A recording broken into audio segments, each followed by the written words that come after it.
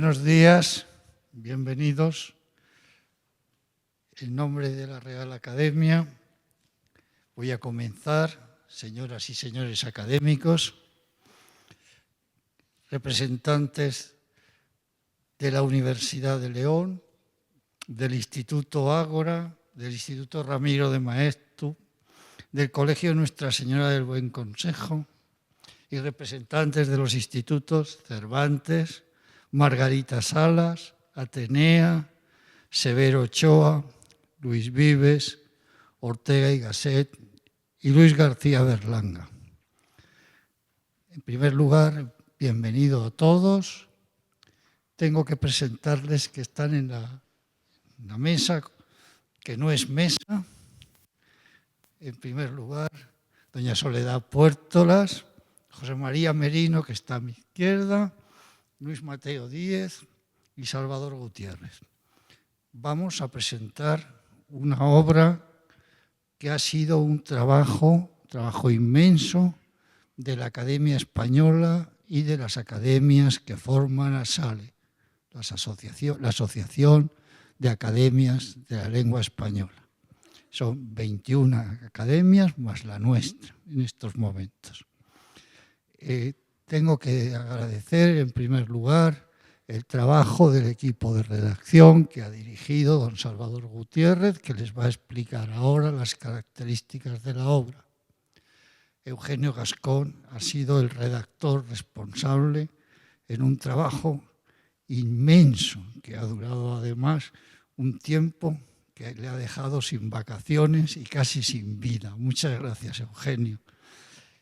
El texto ha sido revisado en algunos momentos por don Ignacio Bosque, que también le hemos machacado una parte de sus vacaciones. Pero no solo eso, sino que además lo han visto 3 zonas del español para que fuera realmente panhispánico.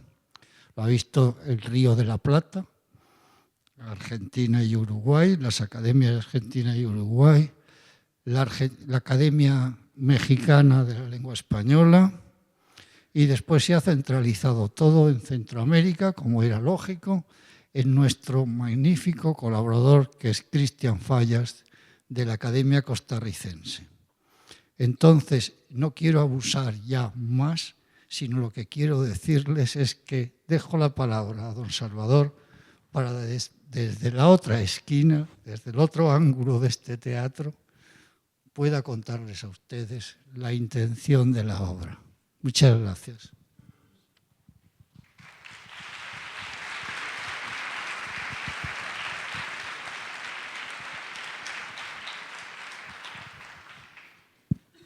Buenos días, excelentísimo señor director, excelentísimo señor director honorario, excelentísimos señores académicos, compañeros de la Academia y sobre todo queridísimos alumnos de la Universidad de León y de los institutos. Es un placer poder tenerles aquí en un día tan importante para la Academia.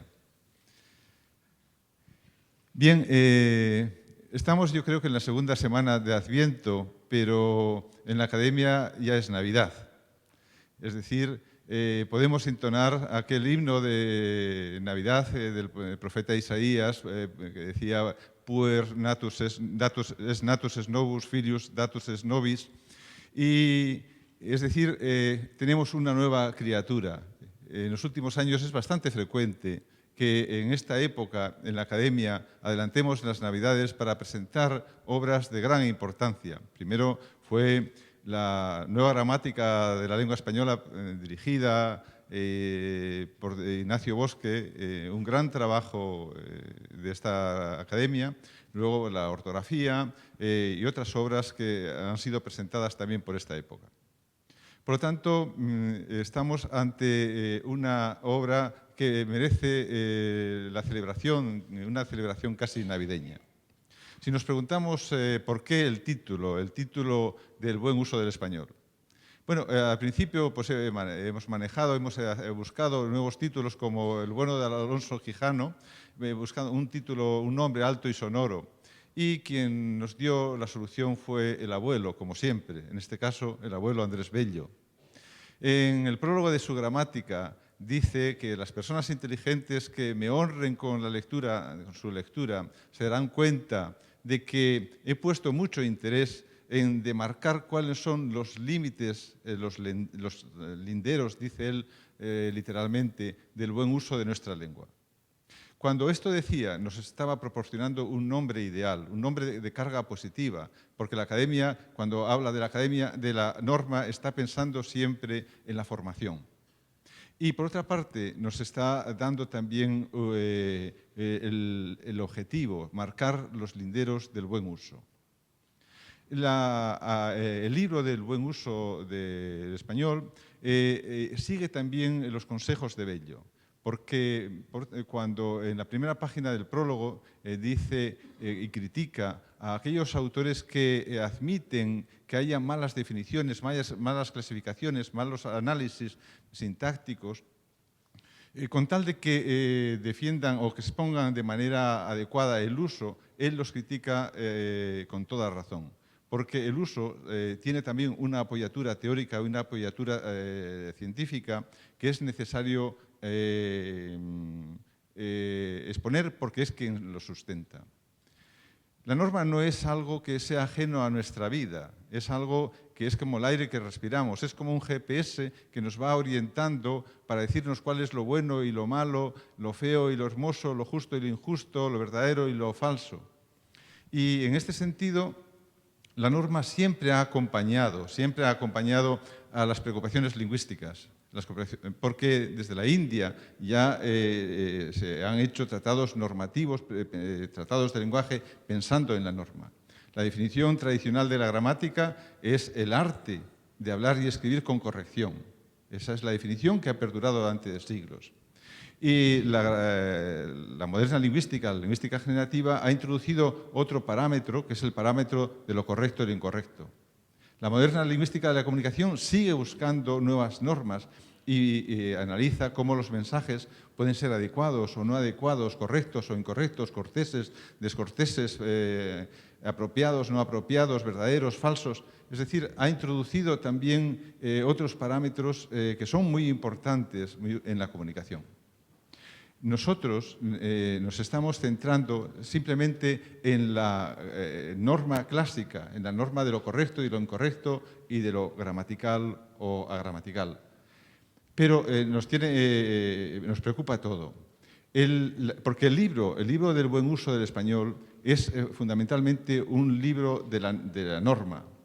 Ahora bien, es un libro de norma que es como un código de la circulación que nos permite transitar de forma cómoda, de forma segura, por las rutas de la comunicación diaria.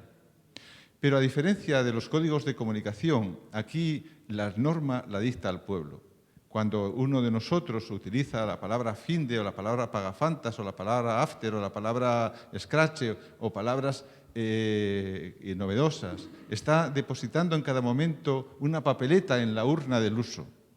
Y cuando esas papeletas aumentan y el uso se va haciendo, se va modificando y algunas palabras llegan a triunfar, otras no. Algunas palabras que, como decía Horacio, están ahora en pleno honor, dejan de usarse.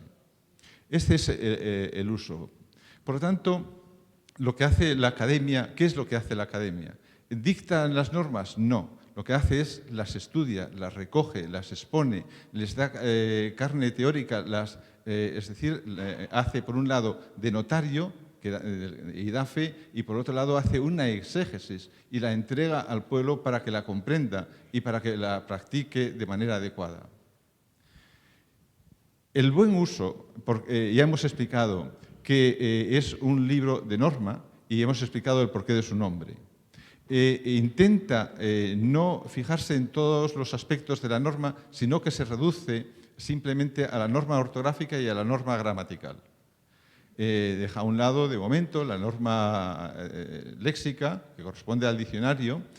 Podría ampliarla en algún momento, pero en estos momentos acota estos dos ámbitos. Por otra parte, pues intenta ser una obra que está destinada al gran público. Ustedes se preguntarán, ¿pero cómo una obra de 500 páginas puede estar pensada para el gran público? Pues sí, porque puede haber enciclopedias, diccionarios amplios destinados a los muchachos, a gente, al gran público que no tiene unos estudios universitarios, por ejemplo, y que ocupa lugar. Lo que importa es la organización. ¿Y cómo hemos organizado esta obra? Pues la hemos organizado en bloques temáticos, como si fuera una pequeña enciclopedia temática, en la que hay 224 bloques, 224 problemas. Y esos bloques tienen como una autonomía, son como, no mónadas, pero casi. Es decir, tienen una autonomía, tienen un cierre categorial, y pueden ser leídas y entendidas de forma autónoma e independiente. Es decir, que nosotros podemos dar saltos, como si estuviéramos en el juego de la rayuela o como si estuviéramos leyendo Rayuela de Cortázar. Es decir, leer en un momento los latinismos, en otro el género, en otro las comparativas o en otros los prefijos, otro momento. Es decir, tiene como una autonomía. Eso facilita la lectura, facilita el acceso. Y por otra parte, está redactado de una forma bastante didáctica. Cuando tocamos, por ejemplo, los latinismos, se pregunta ¿qué son? O los demostrativos, ¿qué son? ¿Cuáles son? Se está utilizando ¿por qué? Y a veces, y a partir de ahí, entonces justificamos la norma y exponemos los errores más frecuentes. Cuando hay una exposición de errores frecuentes que queremos resaltar, aparecen en una trama gris. Bien, es una obra, por lo tanto, de fácil acceso en lo que es la organización, en la redacción, en la estructura, y yo os animo a que practiquéis una lectura de búsqueda y que os pueda acompañar en cada momento, en cada dificultad. Si me preguntan cómo ha sido hecha esta obra, pues yo casi tendría que acudir a una anécdota que me contó José Hierro en una conversación en el Hostal de San Marcos en León hace unos años. Un profesor, cuando él salió de la cárcel, le preguntó, ¿y usted, joven poeta, de qué vive? Y él respondió, de milagro. Pues aquí también cómo se hizo casi de milagro. De milagro porque el tiempo que hemos podido dedicar a esta obra y de tanta complejidad ha sido muy difícil. Ha sido gracias a que hemos podido contar con el trabajo impagable de Eugenio Cascón, que había sido trabajador de la casa, que había participado en la nueva gramática, en el manual de gramática básica, había participado también en algunas comisiones de interrelación entre diferentes publicaciones, que conocía, con el que había trabajado codo con codo, pues que aceptó este reto. Lo aceptó y aún así hacer una obra desde mayo hasta principios de septiembre era difícil y luego todavía se lo complicamos más con la estructura, porque hacer una estructura de doble página para un redactor, eso es un potro de tortura. Pues muchísimas gracias, Eugenio, porque tu trabajo ha sido impagable y has dedicado no solamente verano, sino que has dedicado salud, has dedicado muchísima parte de ti mismo. Muchísimas gracias. Quiero agradecer también a cuantos han participado en la obra. Pues ha participado Ignacio Bosque en la corrección de la parte de gramática, a la que agradezco muchísimo, porque también sacó tiempo donde no existe. Al Departamento de Español al Día, que corrigió la parte de ortografía y luego la parte de la redacción final. Y cómo no, pues también a las academias americanas, que han participado pues, de una manera eficaz, de una manera rápida, de una manera entusiasta y en especial pues, a la persona que ya ha destacado el señor director, que es Cristian Fallas Alvarado, que al final para nosotros fue un alivio que nos pudiera ir incorporando todos los americanismos, porque si no, no podríamos casi haber acabado la obra para este momento. Y ya quiero agradecer pues, a la Academia el haber dedicado, haber pensado en mi persona para poder coordinar esta obra. Viéndoos aquí, pues, jóvenes, se me viene a la memoria un título de una obra de Héctor Abad Faciolince que se titula El olvido que seremos, y que está tomada de un supuesto soneto de Borges, discutible, soneto de Borges no publicado en sus obras completas, que comienza: ya somos el olvido que seremos. Viéndoos, yo cambiaría una palabra, la palabra olvido, y por la palabra idioma. La palabra que significa esperanza. Viéndoos aquí, ya podemos decir que ya somos el idioma que seremos. Muchísimas gracias.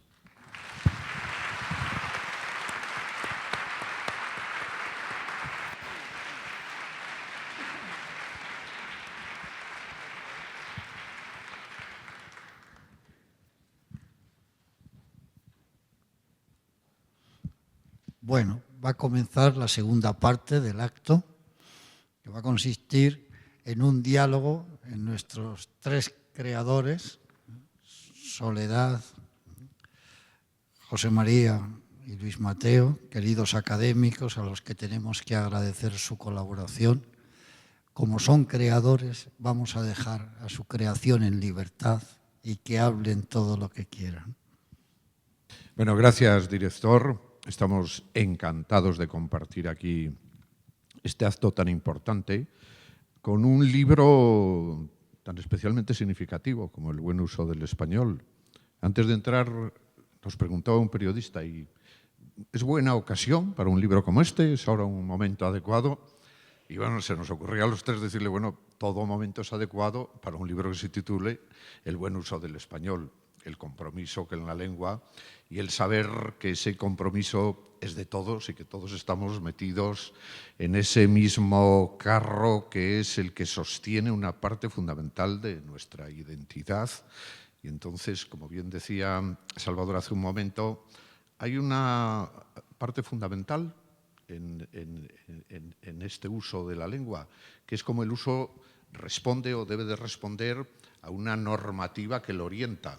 El uso alimenta, y es la parte, yo creo, sustancial, pero hace falta una normativa que recoja ese uso y que ponga unas reglas y que dé unos comportamientos lingüísticos, que oriente una conducta. Yo creo que en ese sentido, ¿verdad?, Sole, es un libro espléndido que además tiene esta dimensión enormemente pedagógica.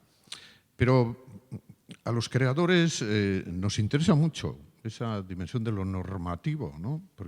Tal vez porque la presencia de los creadores en la academia y en general lo que somos los creadores tiene mucho que ver con algo así como francotiradores del lenguaje. Parece que lo que necesitamos es una libertad absoluta y tener una especie de imaginación y conciencia desatada de con lo que la lengua podemos hacer. Y eso creo que todo creador que se precie empieza por ahí. Pero detrás hay una orientación y un compromiso dentro de la lengua en la que te desenvuelves para tener unos comportamientos adecuados. ¿Verdad, Soledad? Sí, buenas tardes ya, pero yo lo que dice Luis Mateo Díez, sí, a mí me remite un poco a la idea de que en la vida todo lo que hacemos tiene también un aspecto de juego, ¿no? El lenguaje es uno de los grandes juegos, de los juegos más vitales y más esenciales de nuestra vida y más comprometidos y más, desde luego, los que nos definen más como seres humanos. Entonces, un juego sin reglas no es juego, ¿no? O sea, que las reglas del juego están aquí, en el buen uso. El reto es el buen uso. Entonces, a mí este libro me parece, bueno, yo lo necesito muchísimo, mucho más estoy segura que los jóvenes que aparentemente son los que en principio es la vocación del libro, ¿no? Que también esté destinado, aunque como bien ha dicho Salvador Gutiérrez, es para un público amplio. Pero yo, desde luego, soy una de las usuarias potenciales más claras, porque como escritora yo creía, vivía en la sensación de que la lengua era una cosa mía, nada más, o sea, que era un instrumento para mí exclusivamente. ¿Y cuál ha sido mi sorpresa aquí en la academia? Que veo que es de todos, ¿no? Sí, esto lo sabía, sí, pero no lo acababa de saber. Es aquí cuando lo estoy sabiendo, ¿no? Entonces, claro, para mí las reglas, cuando tengo tantísimas dudas, sobre todo yo tengo una especie de reto continuo porque he ido a caer en el sillón G minúscula. Si hay una letra, creo que en eso Salvador Gutiérrez estará de acuerdo conmigo, que cause mayores problemas a un usuario, es la G minúscula, porque cambia muchísimo su propio sonido. O sea, que se combina con la U para que sea suave, de repente es fuerte, de repente sin embargo hay que cambiarla por la J. Bueno, y yo menos mal, que ya acabo de verlo ahora porque había visto muchos otros capítulos, había ojeado, pero aquí acabo de ojear el capítulo del fonema G y con la J, es clarísimo. Digo, qué bien, lo voy a llevar grabado siempre, porque ¿quién no tiene esa duda, ¿no? Cuando escribe la G minúscula, ¿no? La estaré haciendo bien. O sea, que para mí es un libro que como escritora me sirve muchísimo y efectivamente ha recogido lo que es el sentido del juego. ¿Tú qué te parece, José María? Bueno, yo creo que los seres humanos, si somos eso, Homo sapiens, es porque tenemos este instrumento, que es la palabra, que nos permite no solo interpretar el mundo, sino entendernos a nosotros mismos, y hemos creado la ficción como el aparato tal vez más más refinado para entender lo que somos y entender lo que nos rodea. Pero yo, en cierta ocasión, escribí un relato que voy a recordar brevísimamente de un lingüista, profesor de universidad, que un buen día va a la lección inaugural del curso, que la va a dar un experto en economía sobre la economía agrícola, y que de pronto, a lo largo del discurso, empieza a descubrir que la palabra agricultura se convierte en una agricultura. Poco a poco van borrándose las sílabas y es A, I, U, A, y sale muy turbado de la conferencia porque empieza a no entender bien las palabras. Y a partir de ese momento, su relación en clase con los alumnos se convierte cada vez en más difícil porque no entiende. Las palabras no se componen, las palabras se desmenuzan, se disgregan, se desvanecen. Bueno, ya empieza a intentar entenderse por ellos mediante la escritura, pero aquello es un caos, como ustedes comprenderán, como comprenderéis, y decide retirarse. Se va al monte durante un tiempo y allí empieza a descubrir que el ruido de la naturaleza pues tiene también un sentido, que tal vez el ruido de la naturaleza y el ruido de nuestras palabras forman parte de lo mismo, son sonidos.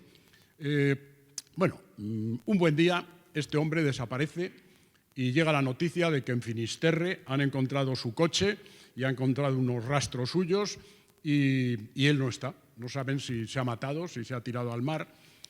Una alumna que lo quiere mucho y además está haciendo su tesis doctoral con él, por lo tanto, para ella es imprescindible, va allí, a Finisterre, y descubre una cosa, una pequeña carpeta, un pequeño bloc de notas donde el profesor iba tomando nota de lo que le pasaba.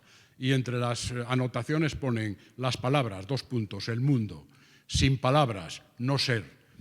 Descubren también que es curioso, dentro del coche se conserva la ropa del profesor, es decir, están los dos zapatos en la parte del conductor, dentro de los zapatos los calcetines perfectamente dentro de las dos perneras del pantalón, el pantalón dentro tiene el calzoncillo, el pantalón está atado con el cinturón, dentro del pantalón están las faldas de la camisa, encima de la camisa, incorporando las mangas, está una cazadora, como si piensa la alumna, piensa Celina, se llama, no quiere pensar que eso sea verdad, cree que es solo una imaginación, como si de pronto el profesor se hubiese desvanecido, hubiese desaparecido. Bueno, ella no se atreve a pensarlo. Yo, como autor, sí pretendí que el lector lo pensase. Si perdemos las palabras, desaparecemos.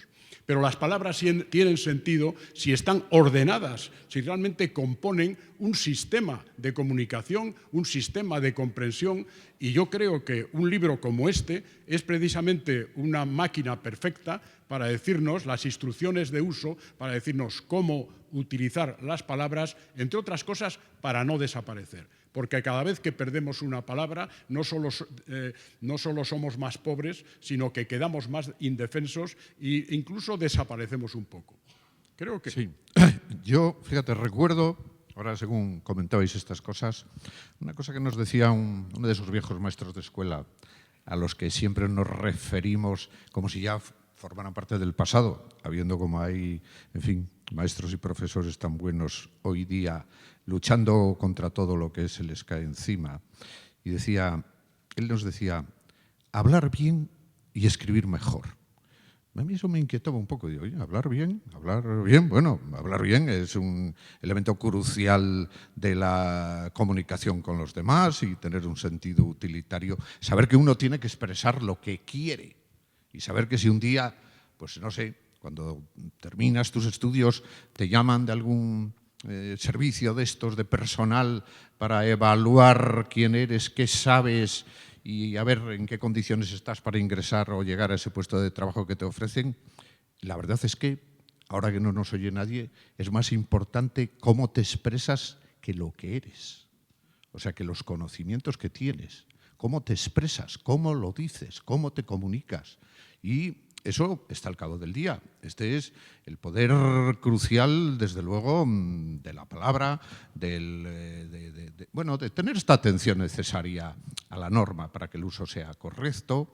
Eso, por un lado. Y luego, claro, hablar bien y escribir mejor. Es que escribir es ya como un acto de reflexión todavía más intenso que el puro acto a lo mejor de hablar. No sé si divago más de la cuenta. Bueno, ahí estamos un poco en la orientación de lo que hacemos los creadores, los narradores, los que entramos a meterle a la palabra narrativa esa dimensión de la imaginación para intentar crear luego universos imaginarios, esos otros mundos que hay como de ficciones y que son tan importantes para el aprendizaje de la vida. Es un elemento de reflexión, de intensidad todavía mayor, cuando uno además hace una búsqueda de un estilo propio para expresar lo que quieres decir. Pero no es un tema solo de los escritores, no es un tema de los creadores de ficción, ¿verdad, Soledad? No es un tema solo de los creadores de ficción. Todos tenemos una voz personal, porque todos somos dueños de la imaginación. Es curioso porque entre tantas disciplinas como tenemos en todos los medios educativos, a nadie se le ocurrió nunca poner una que fuera la imaginación, por lo menos para que nos hiciera tomar conciencia de que somos dueños, todos, profundamente dueños, a veces desconocedores desde nuestras propias capacidades de ese poder enorme que es la imaginación. Y todos tenemos una voz para hablar. Por eso debemos de cuidarlas de la manera más extrema. Y también una voz para escribir, donde a lo mejor en ese acto un poco más reflexivo descubre uno elementos todavía más hondos o misteriosos de tu propia identidad, ¿no? Sí, esto de la voz a mí también me interesa muchísimo, la voz narrativa, ¿no? Yo creo que así como tenemos un tono de voz y que nos llama una persona por teléfono y enseguida damos con ella, ¿no? Es que es clarísimo, ¿no? Dice, ya, y dice, ¿pero ¿cómo me reconoces? Dice, pues por tu voz. O sea, lo decimos como con toda tranquilidad.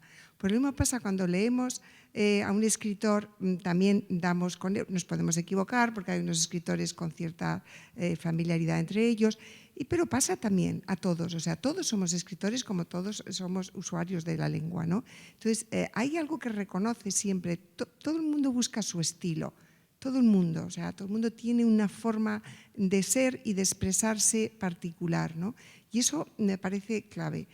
Y yo creo que es lo que hace que nuestra relación con las palabras sea siempre tan intensa y tan apasionada y que nos guste tanto hablar de las palabras. Porque a mí se me ha confirmado en la academia, cuando hablamos de las palabras, que lo pasamos muy bien todos los académicos. Yo creo que son sesiones muy muy agradables, ¿no? Vamos a decirlo, muy entretenidas. Y luego sales de aquí y comentas con algún amigo, ¿qué tal? Y se sigue hablando de las palabras, porque las palabras que nos importan tanto y es otra vez algo, bueno, tan discutible a su vez, ¿no? Porque esto lo que más nos incumbe, más queremos discutir sobre ello. Yo, escuchando a José María Merino, pensaba, yo no he escrito nada sobre las palabras en sí, ¿no? Me parece, no lo sé, a lo mejor he escrito algo y se me ha olvidado. Pero lo que sí que tengo es una novela, que es una novela muy rara, en la que sale Dios, que bueno, Dios es uno de los grandes personajes, con lo cual pues ya pues es rarísimo, y se llama Así al atardecer llega el mensajero, en la que los personajes van cambiando de nombre. Y entonces estaba pensando que eso es importante, porque para mí cuando cambiaban de nombre era que adquirían otra personalidad. Como el nombre de las personas o el nombre de las cosas ya implica, ¿no? Ya dota, acota la personalidad, define. Para mí este personaje, Tobías Caluga, que luego se llama muchas otras cosas que no en este momento no me acuerdo, estaba haciendo el esfuerzo de tratar de recordar qué nombres adquiría con el tiempo, porque vive muchísimos años y bueno, por Dios, siglos, y viaja por el mundo y retrocede y avanza y tal, y claro, pues va cambiando de nombre. Y es que yo pienso que efectivamente los nombres nos definen, incluso los adjetivos. Decimos un académico y ya nos imaginamos un académico, ¿no? Y sin embargo, a lo mejor estamos en la vecindad y salimos de casa y dicen, mira, la vecina. Aquí ya no somos ni la académica, somos la vecina, ¿no? O sea, que cómo es importantísimo esa calificación o en el nombre, siempre la palabra que está acotando. Y yo creo que eso es lo que nos hace ser conscientes y disfrutar también, ¿no? El buscar esa expresión adecuada. Yo creo que es una de las grandes satisfacciones de la vida. Merino. Bueno, a mí la verdad es que desde que era niño, cuando empecé a aprender a leer, y además aprendí pronto a leer porque me gustaba leer, me fascinaba cómo poco más de 2 docenas de signos, poco más de 2 docenas de signos, son capaces de construir todo el mundo, un mundo impresionante donde están los sentimientos, la ciencia, el misterio, las emociones. ¿Cómo es posible? A mí eso me fascinó. Y realmente en la literatura, ¿cómo es posible que mediante palabras, organizando esos signos, construyendo con ellos una serie de palabras, intercalándolas, interrelacionándolas de un modo especial, tú consigues conmover al lector, crear personajes? Fíjense, como yo ya soy mayor, en la vida he conocido gente muy interesante, pero seguramente la gente más interesante la he conocido en la literatura, porque gracias a la capacidad que han tenido, sobre todo los grandes clásicos, en fin, y los grandes escritores, para construir conductas, reproducir formas de actuar, la cobardía, la envidia, la vileza, la valentía, el heroísmo, el amor, el desamor, la envidia. ¿Cómo es posible esto, no? Y esto está hecho con las palabras, pero claro, sabiendo ordenarlas y sabiendo, como decíais vosotros, darles pues un tono determinado, darles una calidez determinada, como le pasa a la poesía, como la poesía que está por aquí, pues utilizando una serie de palabras, pues organiza imágenes misteriosas que parece que no existen, pero existen en la imaginación, ¿no? Yo creo que esa es la grandeza de las palabras y la necesidad de que el instrumento esté bien manejado y funcione bien. Pues, después de que ustedes aplaudan a nuestros creadores, seguiremos con la tercera parte de la sesión de hoy de presentación del buen uso.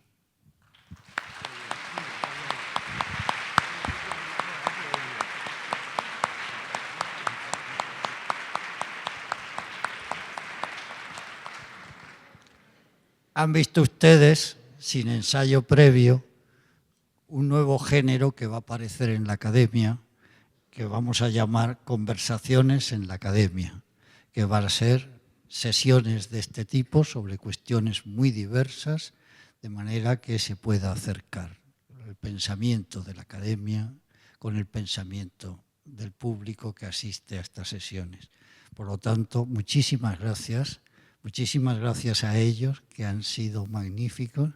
Ha sido un ensayo muy breve, muy corto, que nos ha dejado con el deseo de que haya una segunda conversación en la academia sobre el buen uso de las palabras. Vamos a comenzar ahora con la tercera parte, que es dejar la palabra para el buen uso, precisamente, sobre las preguntas que haya a propósito del libro, de la academia, las curiosidades que ustedes tengan a propósito de estas cuestiones de esta mañana.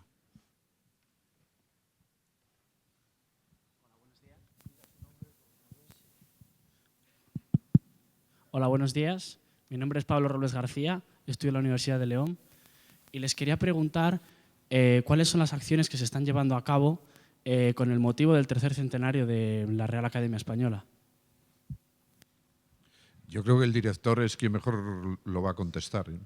Bueno, hemos tenido ya la gran apertura del tercer centenario, que ha consistido en la inauguración de la exposición. Alguno de ustedes la va a ver luego, la exposición de la lengua y la palabra en la Biblioteca Nacional, que celebra el primer acto. Se ha publicado el facsímil de los 2 primeros volúmenes del Diccionario de Autoridades, tanto en su versión popular como en su versión ideal, que fue casi el tamaño, menos unos centímetros, de la edición de 1726. Estamos recibiendo homenajes realmente entrañables y admirables. Hemos tenido un homenaje en Brañosera, que es el ayuntamiento que tiene el primer fuero de España. Y allí hemos tenido otro homenaje en Lois, donde existían 2 académicos del siglo XVIII en una catedral hermosísima. Hemos tenido otro homenaje hace muy poco en La Bañeza al primer bibliotecario, que fue don Juan de Ferreras, y asistieron varios de los académicos que tenemos en estos momentos aquí, con don Antonio Colinas, que no está en estos momentos. Hemos tenido, y ha sido muy espectacular, el homenaje de la Universidad de Oxford, el Departamento de Español, la Biblioteca Tayloriana de Oxford ha hecho una exposición con todos los materiales que tienen de la Real Academia, con materiales rarísimos del siglo XVIII. Hemos tenido la semana pasada en México un homenaje de la Academia Mexicana de la Lengua, nada menos que en la Feria Internacional del Libro de Guadalajara. Estamos preparando unas sesiones que dirigirá José Luis Gómez, nuestro actor, que va a ingresar en enero, a propósito de textos literarios representados y comentados por un filólogo, por un profesional, en los distintos teatros. Comenzará en este salón y acabará también en este salón. Y hay publicaciones de las obras, La Busca, con edición de Soledad Puertolas y de José Carlos Mainer. Hemos editado algunos de los discursos, el de Galdós, por ejemplo, la sociedad contemporánea como materia novelable, la sociedad presente como materia novelable, el discurso del neologismo, de don José Joaquín de Mora. Y se está preparando también la edición 23ª del Diccionario de la Academia, que se publicará por Espasa en octubre y que tendremos un acto en este salón también para presentarla. Y por último, parece que va a haber un congreso que cerrará los actos del tercer centenario con una reunión temática acerca del futuro de los diccionarios en la era digital.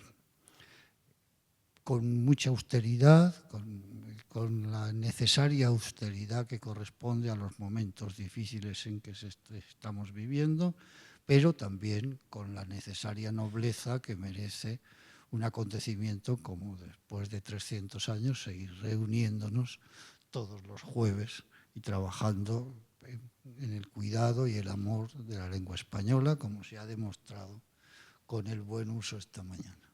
Es un resumen, es un cuaderno así de grueso. Más cosas. A ver, más cosas. ¿No tienen nada más que preguntar? Buenas tardes, me llamo Alejandro Junquera y estudio en la Universidad de León.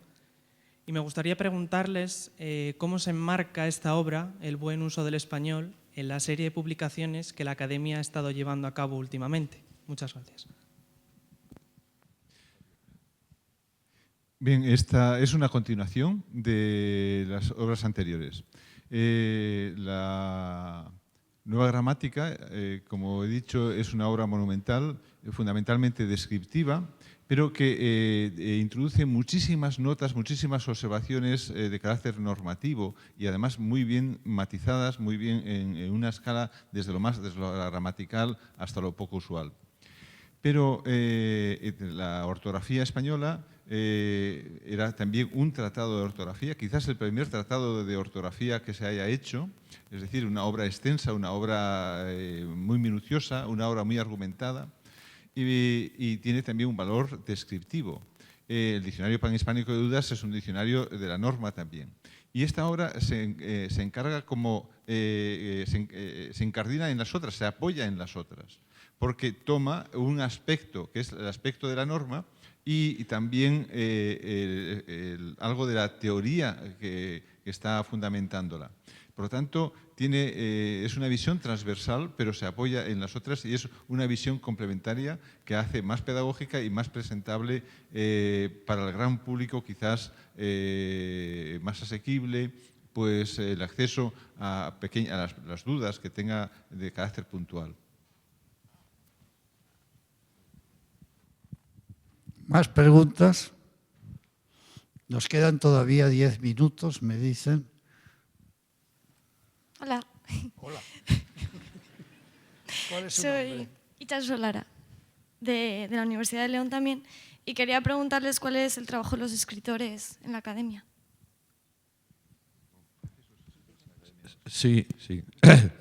Bueno, yo decía antes que trabajamos en la academia a pie de obra con todos los representantes de otros sectores de la lengua, que aportan su particular visión, no sé, desde el mundo científico, desde el mundo del periodismo, yo qué sé, desde la medicina, de todo lo que pueden ser ramas en las que la lengua se expresa por variados contenidos. Sí, los escritores, yo decía que tenemos un poco, tal vez un poco la encomienda o la sensación de ser algo así como francotiradores del lenguaje, desde una perspectiva o desde una experiencia personal muy creativa con la lengua, porque fundamentalmente una literatura es una escritura, como todos sabemos, y que muchas son las lenguas, pero una solo la literatura y ese tipo de cosas que tanto nos gusta decir, pues claro, lo que aportas es como una sensibilidad peculiar. Y además se expresa mucho, en la propia experiencia de las comisiones de trabajo. Yo creo que se perfila muy bien, al lado del gran conocimiento y de la experiencia de la lengua que tiene gente distinta, pues se perfila muy bien con una sensibilidad un poco peculiar. A veces hasta para sacar un poco de punta, algo más allá de lo debido a una palabra, a una expresión. Y eso sería un poco el equivalente de tu aportación. Todo eso confluye, hombre, en una riqueza común de entender la lengua, que es algo tan omnicomprensivo y tan variado. Yo creo que a los escritores nos pasa lo que comentaba antes Soledad. Eso es muy interesante. No sé, el escritor en general, el creador de ficciones, el poeta, es un solitario y un ensimismado habitualmente, por mucho compromiso que tenga con la realidad y con la sociedad en la que vive. Y sí que el trabajo en la academia te pone en contacto con los demás. Dices, oye, esto no es solo mío, aunque yo lo preservo mucho y solo yo quiero escribir así y decir lo que a mí me da la gana, te abre mucho a ese punto de conocimiento, de comprensión y de colaboración que tiene la lengua, a esa conciencia del territorio, de la materia con la que estás trabajando. No sé si queréis decir algo más, porque ahora sí, la pregunta sí que nos pilla muy bien a los tres. Dado que nos pilla también, pues voy a decir algo muy poco. Sí, insistir en que verdaderamente el escritor no somos expertos en la lengua, no somos al lado de los grandes expertos, de los estudiosos, los lingüistas, los gramáticos. Pues claro, decimos, ¿qué hago yo aquí? Yo no sé nada de esto, o sea, yo no tengo no he dedicado mi vida al estudio de la lengua. Pero lo que me he dedicado es a buscar la expresión adecuada de cada cosa que quería expresar, ¿no?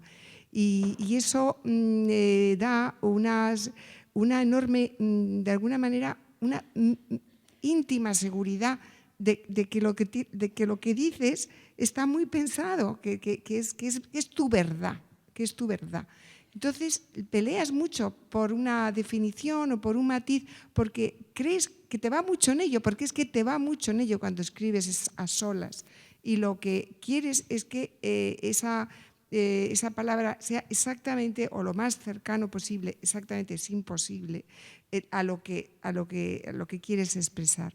Entonces, en las reuniones de trabajo, pues en definitiva pones esa fe y esa relación de naturalidad y de fe, obstinación que te ha enseñado tu batalla diaria con el idioma, ¿no? O sea, que yo creo que es una excentricidad que hay escritores en la academia, pero a mí me parece muy saludable, la verdad. Yo agradezco muchísimo que haya escritores en la academia, francamente. Fíjense que no hay que olvidar que muchas palabras del lenguaje cotidiano provienen de la literatura. Fue un escritor o escritora quien dijo amargas lágrimas. Las lágrimas no son amargas, son saladas. Pero las lágrimas amargas vienen de la literatura. Derramaba amargas lágrimas. Chico, lo vi hecho polvo, derramando unas lágrimas amargas. El abismo de la conciencia, eso viene de la literatura. ¿Quién ha dicho, no es normal decirlo, el abismo de la conciencia? No sé, cantidad de frases, la rosada aurora o los dedos rosados de la aurora. Bueno, eso viene ya de los griegos. Pero hay una serie de... nuestro lenguaje cotidiano está absolutamente entreverado del lenguaje literario. Son los literatos, y lo digo, en fin, con orgullo y con modestia, los literatos los que han compuesto, los que han unido por primera vez, como decía don Ramón de María del Valle Inclán, un adjetivo con un sustantivo. De pronto nos parece que eso es natural. Pues mire usted, no es natural. Fue la alucinación, la hermosa alucinación de un escritor quien unió por primera vez un adjetivo y un sustantivo. Y ese papel, bueno, que es un papel, desde luego no es el papel, digamos, central, el estudio profundo de la lengua, de los elementos que la conforman, etcétera, pero ese papel de estar ahí añadiendo un adjetivo a un sustantivo que antes no lo usaba, pues tal vez nos corresponda a nosotros, ¿no? Muchísimas gracias. ¿Alguna pregunta más?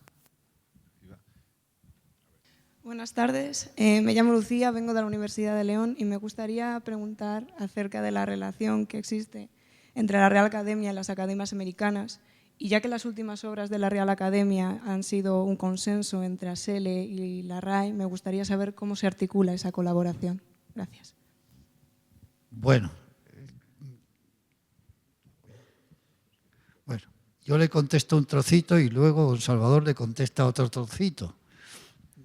Vamos a ver, desde hace muchísimos años, desde 1951, existe la Asociación de Academias que creó el presidente de los Estados Unidos mexicano, el señor Miguel Alemán. Desde entonces, de la creación de Miguel Alemán de las academias, de la Asociación de Academias, las academias forman una especie de confederación dedicada a múltiples intereses, trabajos y labores. Pero hay que señalar una fecha, que es 1999, cuando las academias firmaron conjuntamente la primera obra. Si yo no recuerdo mal, Aquí está el secretario general de la Asociación de Academias, don Humberto López Morales, que no me dejará mentir. Fue la ortografía, la edición de la ortografía de 1999, la primera obra que lleva la firma de la Asociación de Academias, con todas las academias en la portada. Posteriormente, todas las obras de la Academia han sido consensuadas, todas las obras han sido consensuadas por la Asociación de Academias a través de comisiones interacadémicas. Como todos los académicos no pueden intervenir a la vez, como ustedes se pueden imaginar, nombran pues, una comisión de gramáticos, una comisión de ortógrafos.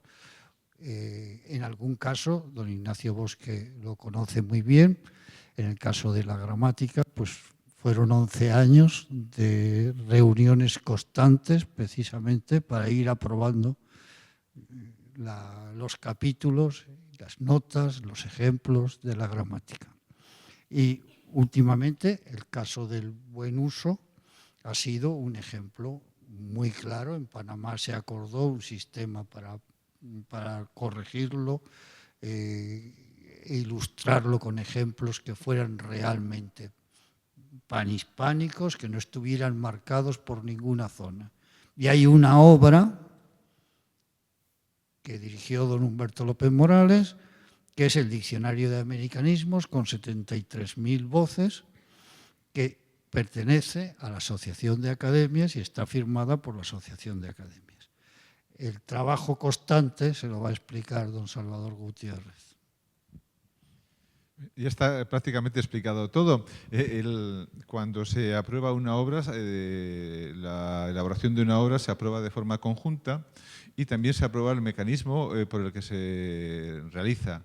Pues don Ignacio Bosque dirigió durante 11 años, dirigió y realizó la nueva gramática de la lengua española. Nosotros lo hicimos con la ortografía y el mecanismo es el siguiente. Normalmente hay una primera redacción. Esa primera redacción se remite capítulo por capítulo a todas las academias americanas, a todas. Estas remiten las observaciones, se incorporan y luego suele haber pues, unas reuniones de las comisiones interacadémicas. Pues de gramática no sé cuántas habría, 11 o 12 reuniones aproximadamente por ahí. De la ortografía hubo también varias reuniones académicas. Y por último, ya cuando está muy centrada la obra, muy limpia, se llega a un consenso, entonces se aprueba normalmente en un acto solemne la gramática, una reunión de todas las academias, y el caso de la ortografía fue en la Feria de Guadalajara el noviembre del 2010.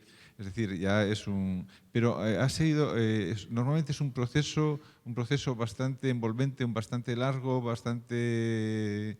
a veces con momentos más tensos, es decir, de mayores diferencias, y otros muy agradables, pero en general todos muy agradables. Y es un placer inmenso el poder conocernos mucho mejor. Es decir, el trabajar juntos nos hace que nosotros tengamos todos conciencia, pues los de españoles, conciencia del español americano, los de un país o del Cono Sur tienen conciencia del Caribe, de México, etcétera, y los del Caribe pues tienen conciencia del Cono Sur de España. Es decir, hay como un mutuo conocimiento, y de ahí nace un respeto. El respeto de unas variedades por otras y del respeto de la importancia que tienen todas las variedades del español. El trabajar conjuntamente, el hacer posible que tengamos una ortografía única, el trabajar porque tengamos una aproximación en las estructuras gramaticales, en una aceptación, un conocimiento, es de un valor inestimable. Inestimable incluso desde el punto de vista económico. Las valoraciones de la importancia que tiene el español